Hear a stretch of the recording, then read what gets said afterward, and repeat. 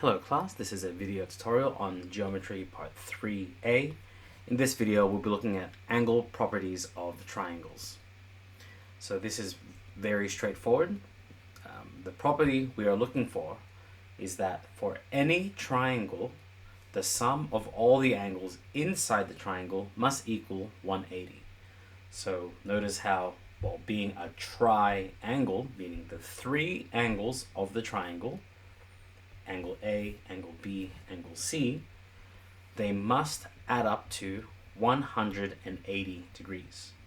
Let's take a look at this in practice. So in this case, we can make the statement that these three angles, because they are inside this triangle, angle X plus 36 plus 74, these three angles must add up to 180. And so from this, well, we should actually include here that this is the angle sum of triangles. I'm going to show you in a moment how to make that into a short form. But for now, we are going to use this property to figure out what this missing angle X is. For this, I'm going to leave X as it is and just add these two together. These two together, 30 plus 70 is 100. 6 plus 4 is 10, so it's going to be 110 equals 180 degrees. And from this, we can easily figure out that the missing angle here, X must equal 70 degrees. Okay, so showing this property again, we can see here that even though the number is not written, we know that that box must be the case that this angle is 90 degrees. So because of this, we can make the statement y plus 90 plus 20 equals 180 degrees. Now here's a short way to write angle sum of triangles. I'm just going to write it as angle sum of triangles using the triangle symbol. And from here we can just add these up again. Get y plus, so y hasn't done anything, 90 plus 20 is 110 equals 180. And once again we can figure out that the missing angle here, y must equal 70. So I hope you can see that we're just simply using this angle property of all the angles inside of a triangle equaling 180 degrees. Now there are two particular triangles that have characteristics that contribute to the angle calculation. So the two special triangles that we have to consider when using this property are equilateral triangles and isosceles triangles.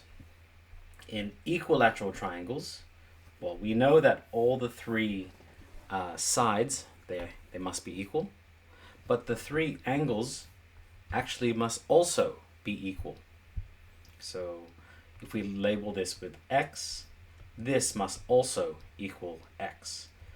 You'll see in the example following this what this angle has to be. So equilateral triangles have a special property about the angles.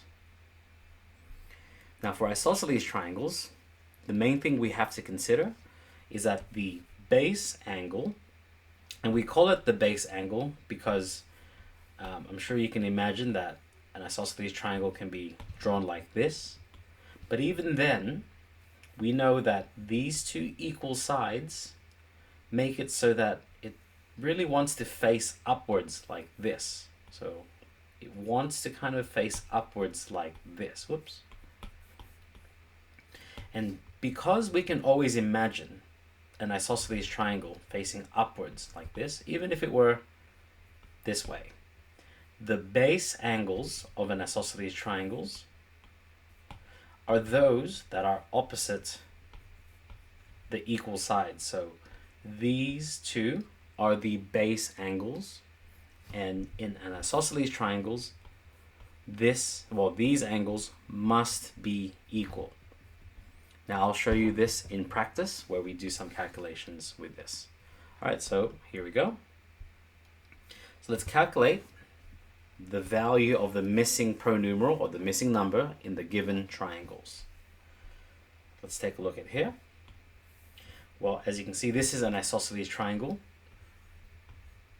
This is the first base angle, but because it's an isosceles triangle, this angle here must also be 50. So we can then say that A plus 50 plus 50 must equal 180. And again, it's the angle sum of triangles. And from here we can calculate that it's going to be A plus 100 equals 180. And we can easily figure out that A must be 80 degrees. Okay, so can you, I hope you can see that we're simply using this property and we are combining this with the characteristic of isosceles triangles. All right, you can pause and give this one a go yourself. Once again, I hope you can see that even though that this triangle is drawn this way, we can imagine it being like this. So I hope you can identify the base angles. So from this, B plus 20 plus 20 must equal 180 degrees. And once again, that's the angle sum of triangles. From this, we can say B plus 40 equals 180. I'm going to shift everything up just a little bit, just to get some space. Bring this a little closer. There we go. And from here we can see that B, well, we can just subtract 40 from 180. B must equal 140 degrees. All right, so let's keep going. I hope you can see that this one's slightly different now. So once again, if we just shift it around like this, we can see that the base angle are these two. Let's rotate it back. Now let's take a look at how we might calculate this. Take a look, so it's going to be C. So we don't know what this is, but this must also be C. So C plus 72 must equal 180 degrees. And once again, this is the angle sum of triangles. Then C plus C is going to be 2 lots of C plus 72. We're going to subtract 72 from both sides. We get 2C equals, so we're going to subtract 72 from this. That's going to be subtract 2. It's going to be 78. This will give us 108. Whoops. And from here, I hope you can see now that these two angles, because they are the same, to figure out what one of these angles are, we just simply have to halve this. So we're going to halve both sides. We get C on its own. Half of 100 is 50.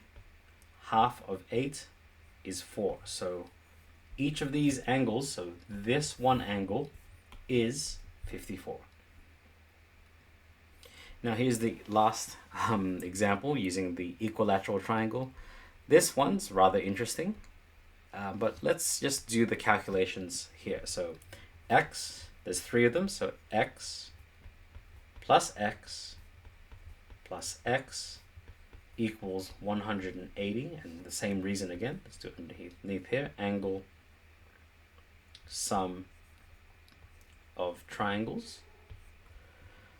So 3 of the same angle must equal 180. So 3 lots of one angle equals 180. And I hope you can see that there's only one number that this could possibly be equal to. If we divide both sides by 3, 18 or 180 divided by 3, the angle must be 60 degrees.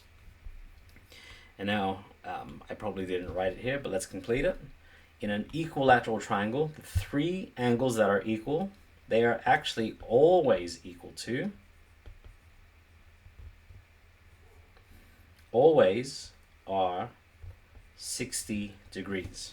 So no matter how big or how small a equilateral triangle is, that angle must, well, the angle inside of an equilateral triangle must always be 60 degrees.